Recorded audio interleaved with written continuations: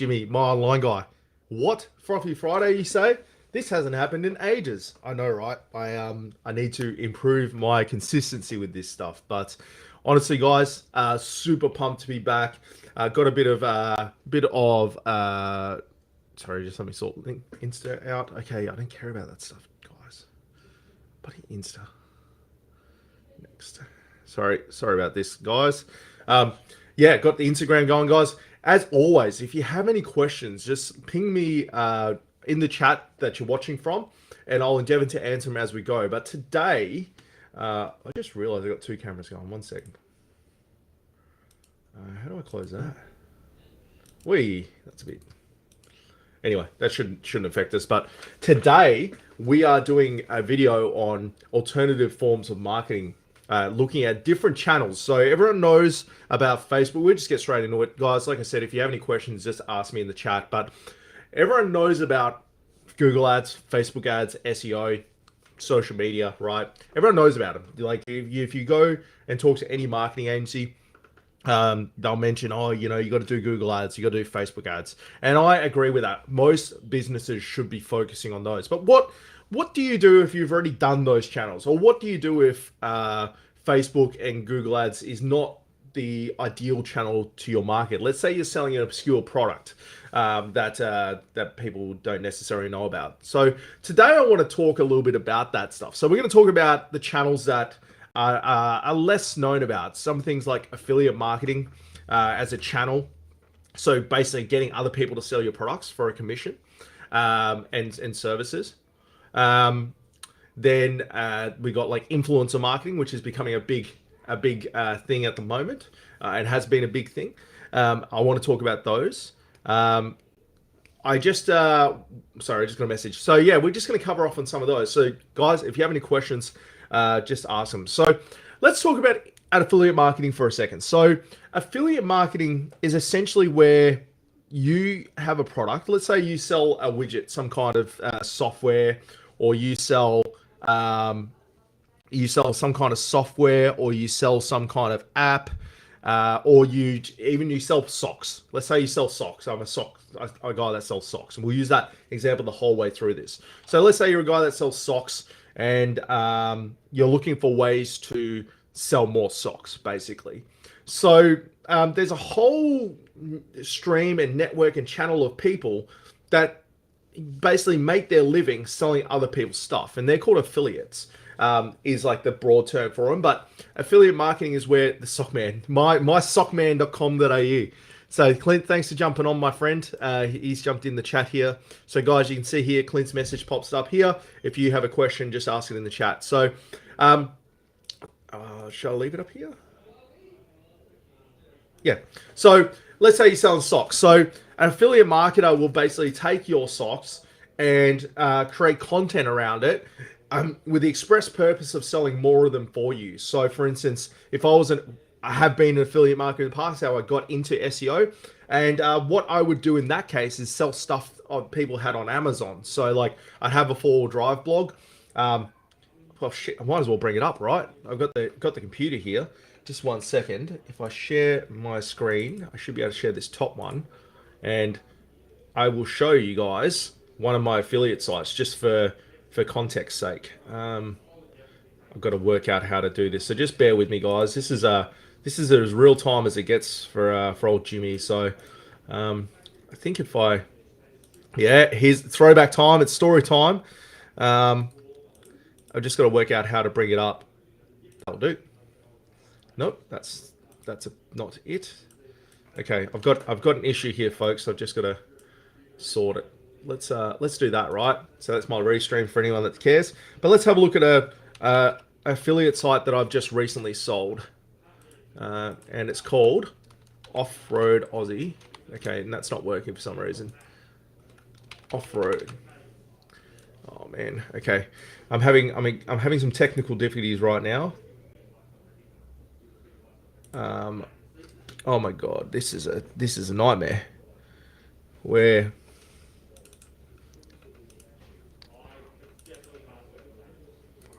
okay, so bear with me, guys. I've lost my stream for some reason. Oh no, here it is. Let's see if this is let's see if this works. I might have broken it. One sec. Stop sharing. Yeah, I think I've broken it.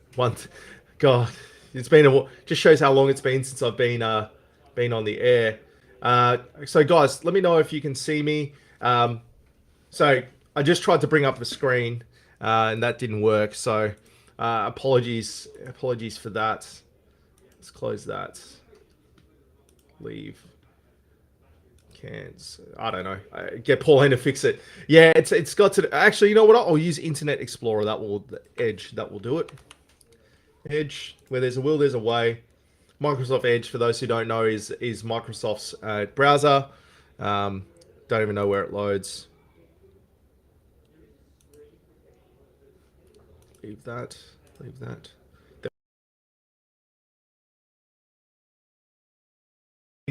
You guys should be able to see it now. And okay, let's share my screen here. Sorry about that, folks. We want to share this one. So it's Microsoft Edge, and let's go Off-Road Aussie. So this was one of my blogs that I used to do affiliate marketing for, which I sold recently. Recently, a couple of years back. But you can see, I'll just zoom in a bit. You can see that's me here. So basically, what I would do on here, besides run ads, as you can see here, it's got ads everywhere. So the idea is that you make money as someone clicks an ad and ads are displayed. But let's say, for instance, I'll find a blog post that has affiliate links on it. Wow, he's gone super aggressive with the ads, this guy. Because like I said, I sold it.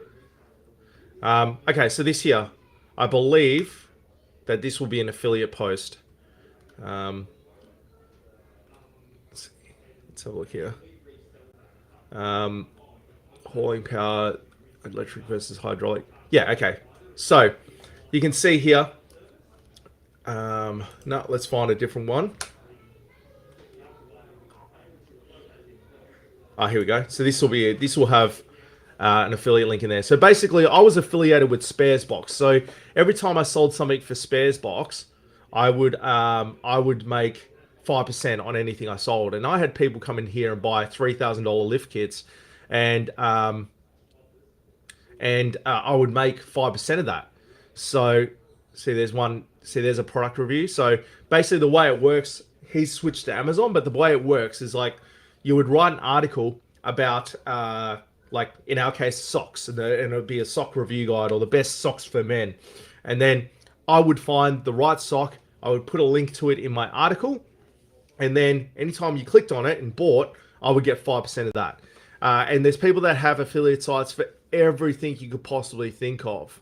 They do affiliate links for any industry you can think of, any niche. It's just about finding them and then running it. So some good sites to... I'm just trying to find a link here, but there's no link in there. But basically, that's what an affiliate site looks like. Essentially, its only purpose and existence is to rank for keywords that drive traffic that then clicks and buys. And the way it works is on a thing called attribution. And if anyone buys, so let's say I link to Amazon. If anyone buys anything from Amazon within a 30-day period, I get 5% of that, whatever they purchase, because I got them to Amazon. So Amazon's affiliate program, let's say you click on an article about a 4-drive lift kit. You don't buy the lift kit at the time, but you come back in 3 days and buy a pair of shoes. I'll get 5% of the shoes as well. So you can see how that adds up over time.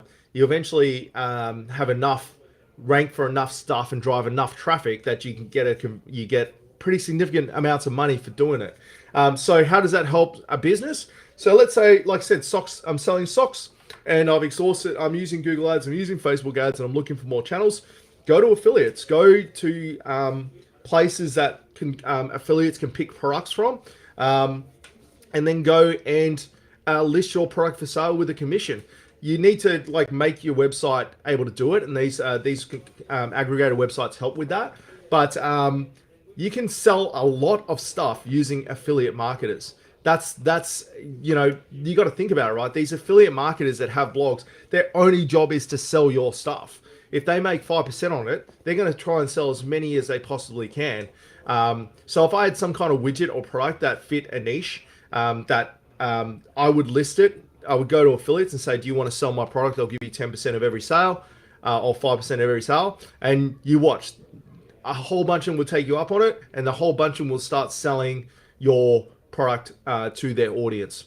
So that's one alternative channel of marketing that works really well. So some of the key resources here are, I can't remember who I used. Commission Factory is an Australian site. Let me just bring that up for a sec for the folks that are watching. So Commission Factory is an affiliate aggregator. So basically what you would do there is you would list your product on a Commission Factory like this. Let's just bring it up. So this is an Australian one. There's so many out there, but so you would just list it on here, and you can see here. If I go, I wonder if I can still log in. Actually, let's have a look. No, I can't log in because it's Bing. But you can see, like, basically, you know, here's a little calculator. So how much could you earn as an affiliate selling products? But like you can see products here from Catch, Puma, Showplo, Tommy Hilfiger. So you can get your product listed on here, and then affiliates will just naturally come to this site and find it, and then go and sell it on your behalf. And it doesn't necessarily have to be, you know, you're only limited to by the products you sell. So like if you think your product is obscure and no one would be able to create an affiliate site for it, you'll be amazed what people can sell that know how to sell things on the net. So if I had a product that was a little bit more obscure, that didn't have a traditional road to market, I would be giving 5% of that to an affiliate and trying to sell it, trying to get affiliates to sell it on my behalf, because they generally have the resources to make eyeballs get to see the product. So let's say, for instance, the socks, they might write an article on the best, you know, or like something about like every item a man shouldn't leave the house with, and it might be a pair of socks in the article, and then they'll link to the pair of socks that we have. So that's one channel of alternative marketing that I think everyone should explore if they're looking at comprehensively at all channels. Another channel that should be explored, and some of you out there may have explored it already, that's I would call is not traditional. It's becoming more mainstream, but it's definitely not traditional, is influencer marketing. So interesting story about the socks. Friend of mine, Adam Jacobs, was telling me about how he had an online sock store, and he was telling me one of the best ways to sell socks is influencer marketing. And my first response was like, oh, what influencer would wear a pair of socks and be able to sell heaps of them? You're not going to see, you know, what guy would do that? And he goes, no, you're thinking about it wrong. What he used to do is give his socks to really high profile fitness models, female fitness models, and get them to hold them or talk about the socks. And because most of their channels of these female fitness influencers made up of guys that are just perving, it was actually the perfect demographic for selling socks with. So basically, that's all influencer marketing is. It's just basically product placement within like within accounts, social media accounts, or accounts with influence, to try and sell more products. So you'll see it all the time. Influencer marketing is what you know, you see on YouTube all the time, that KiwiCo or NordVPN. You know, the only reason I remember that name is because influencers that I like, YouTube channels I like, pitch it. So they get paid by NordVPN ludicrous amounts of money to do a little 2-minute spiel about NordVPN. So it's effectively an ad, but it's just done organically through influence.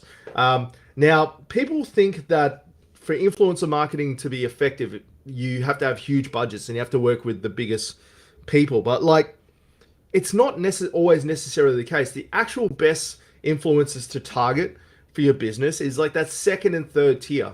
So, you know, if you've got an audience of $5,000 or $10,000, and I came to you and said, "Oh, look, I'll give you $300 to advertise my socks once a day for the rest of the week," if you're making no money from your channel, and then all of a sudden someone offers you that, you're going to be doing it. And if your audience is really niche and could be a really good target for those socks, then you'll get a really good result from that, because you don't have to have a huge audience to sell lots.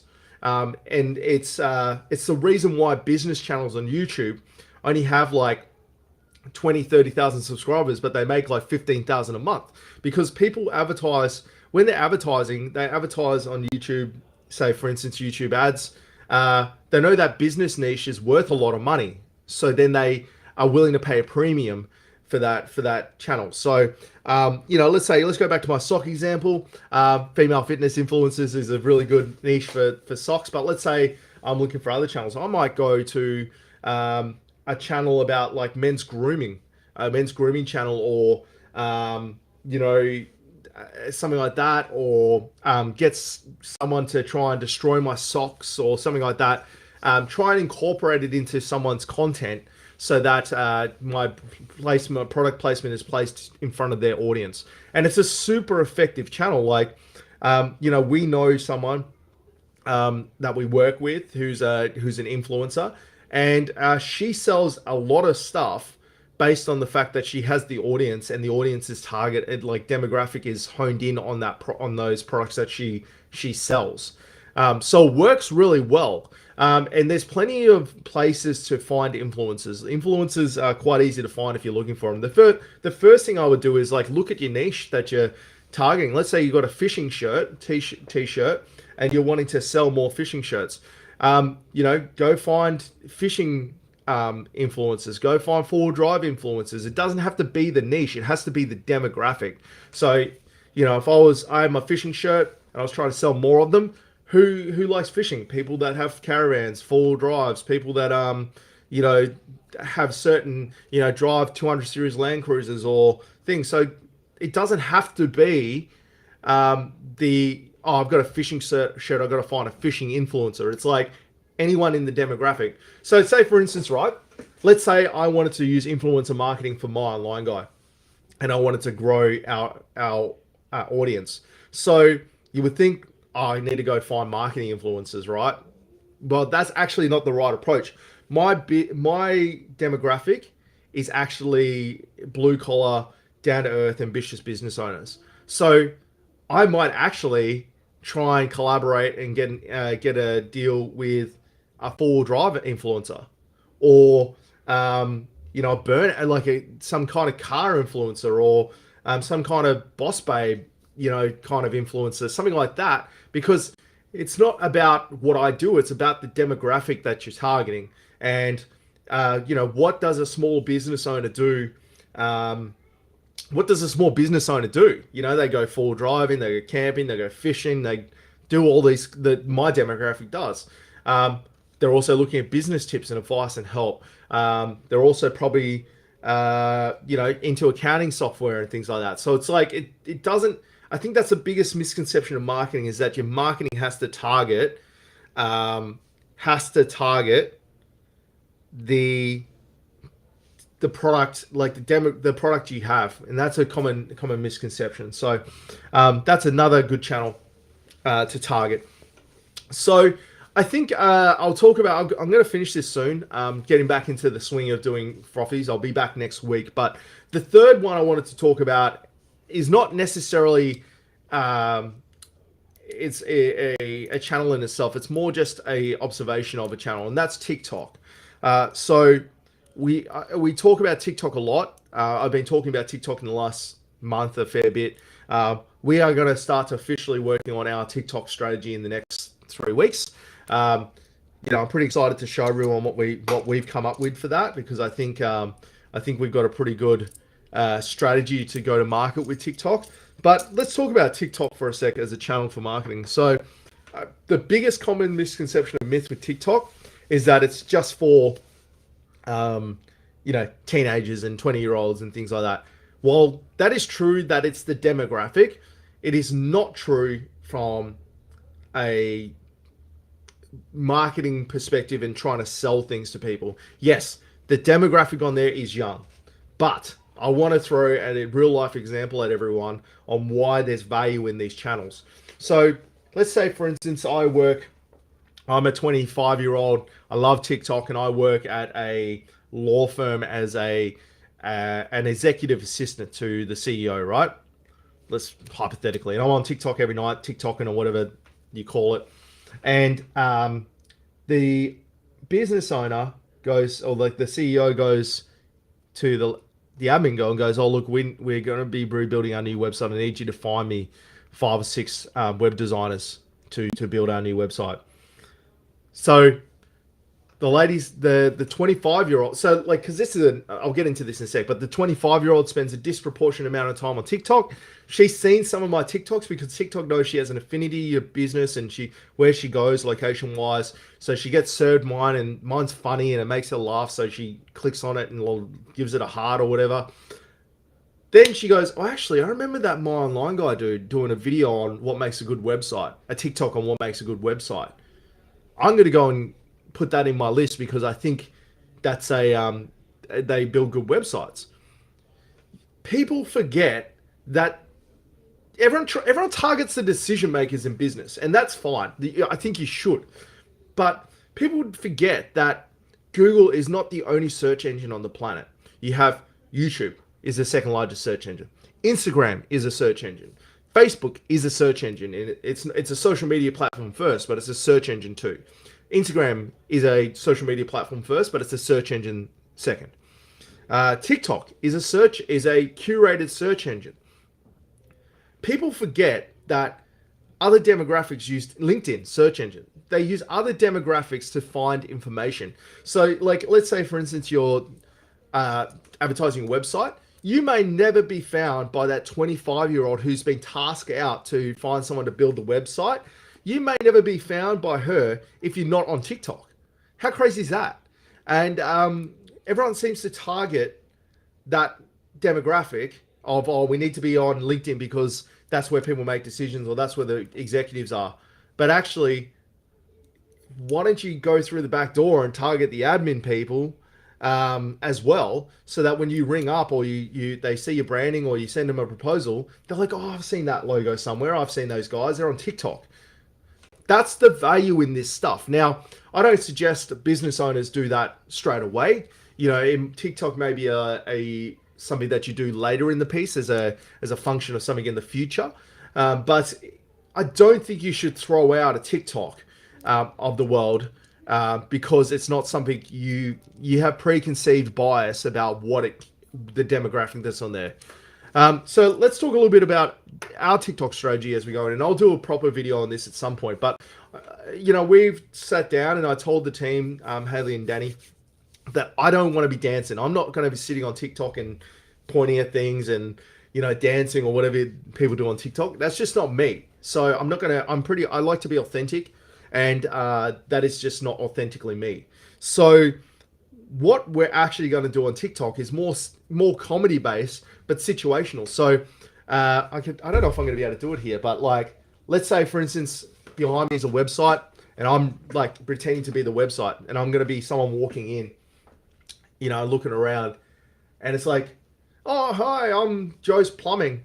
Thanks for coming to the site." And then as the person walking in, you go, "Oh, I'm just having a look around. Oh, yeah, here's my name, address, and phone number." And then the guy goes, "Oh, actually, you know what? I'm ready to, do you do this? Oh, here's my name, address, and phone number.